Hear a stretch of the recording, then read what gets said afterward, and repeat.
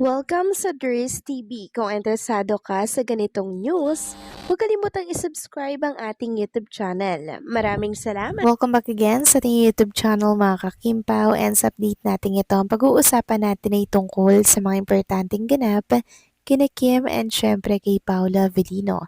Sa pag-uusapan at tatalakayin natin sa update na to ay may kaugnayan nga po sa balitang present di umano ang Chupa Matabalino Pam sa wedding venue ng kasalan ni Kim and Paulo. May katotohanan nga kaya ito? Yan ang pag-uusapan natin mamaya, pero bago po ang lahat, maraming salamat po sa inyong patuloy na pag-support at pagsubaybay sa mga daily update natin. Kaya naman bilang pasasalamat, narito po ang isang napili kong komento patungkol ito sa naging previous update. Mula ito kay Ginang Norma Cola. Sabi niya, Dres, totoong galit ako nitong MMJ. Bastos, akala mo magkapit bahay lang sila dahil parang alam niya ang pagkatao ni Paolo. Grabe, nakakainis na kung malapit o kilala ka ng taong ito, di ko alam kung anong magagawa ko sa kanya. Binaboy niya ang buhay ni Paolo, gusto niyang hilahin pababa. MMJ, panatag kami sa mga idol namin, di tulad sa idol nyo, mga hambog sa itsura lang klaro, ang mga idol naman or namin, di mapapantayan sa idol nyo. Gets mo? So, ang puso nyo po, ginang Norma Cole, baka mahulog. So, wag po nating masyadong seryosohin yung mga nababasa natin at sinasabi po nitong si MMJ. Kasi napakaklaro naman po kung ano ang gusto niyang iparating sa atin.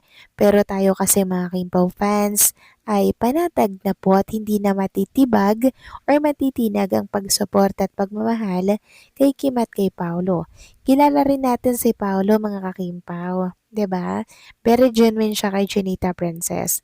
Kaya kahit anong paninira po nila kay Paolo or kay Kim, tawanan na lang po natin 'yan.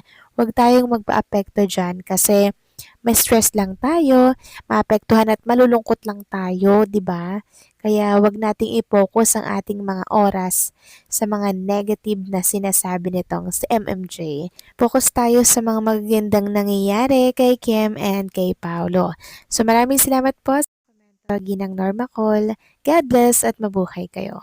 So eto na nga, pag-usapan na natin mga kakimpaw, mga topic na nakalap natin sa update na to. At unahin na nga nating pag-usapan etong kinakikiligan pa rin po ng mga Kimpaw fans. Kinakikiligan pa rin until now.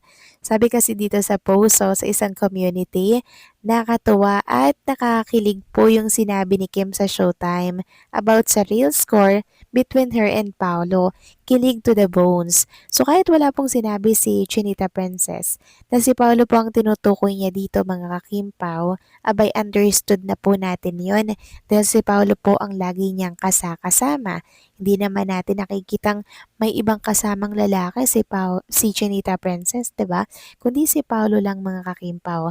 Kaya doon talaga patungkol yung sinabi ni Kim na status po or current status ng kanyang puso. At dahil nga po sa revelasyong yan ni Chinita Princess, ito po yung ilan sa mga komento naman sa ex. Pag talaga ang Kim Pao naging open sa public at nagpakasal, wedding of the century ang atake. Ang love story nila, kala mo, nagbabasa ka ng pocketbook na per chapter, may thrill at ang end wedding, halos lahat nakatutok. Kimpaw lang ang sakalam. So halos lahat tayo mga kakimpaw, gustong gusto talagang makasal na si Kim and si Paolo. Yan po talaga yung pinakaantay ng mga Kimpaw fans na para bang lahat tayo nanalo sa loto pag nangyari po yan.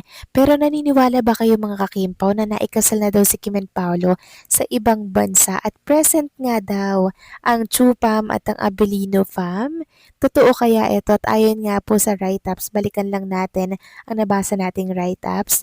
Nababasa namin ang konbo ng Kimpaw fans ni na Kim Chu at Paula Avellino tungkol sa di umano sa pagpapakasal ng dalawa sa ibang bansa.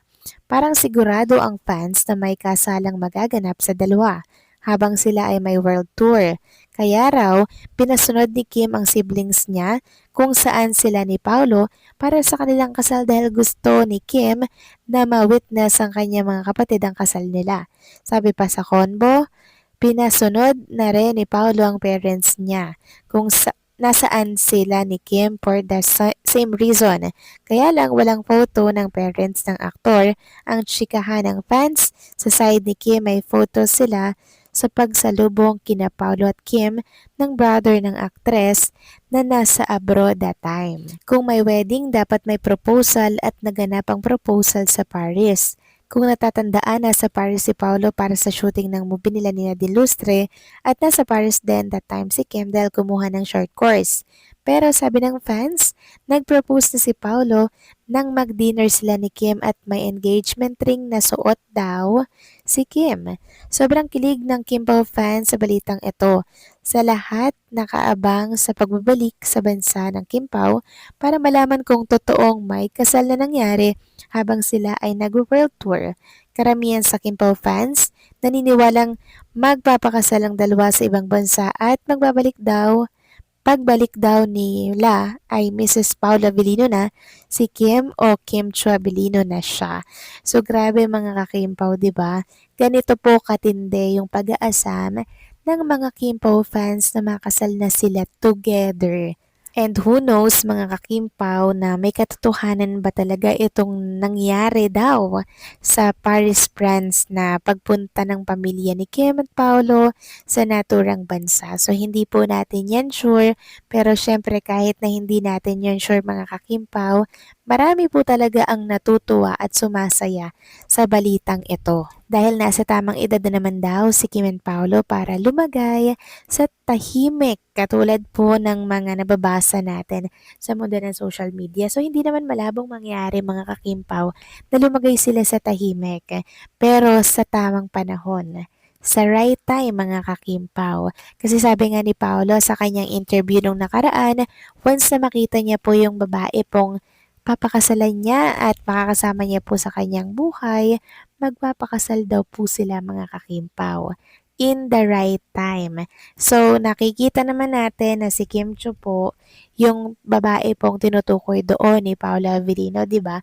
Kasi ang dami niya pong binago sa kanyang buhay na hindi niya po binago nung time na meron po siyang mga ex. Kay Chinita Princess lang talaga nagbago si Paula Avellino, mga ka-Kim-Pao, ng sobra-sobra.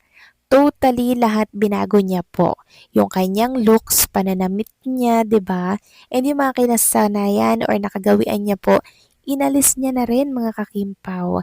Yun ay dahil sa impluwensya ni Chinita Princess, mga kakimpaw na hindi po nagawa ng mga naging ex ni Paolo. So dun pa lang talagang nabago po ni Kim si Paolo. At yun yung isa mga kakimpaw na fulfillment na matatawag at masasabing si Kim na mga kakimpaw ang para kay Paula Avellino at nakita niya na rin po yung babaeng papakasalan niya at makakasama niya sa habang buhay.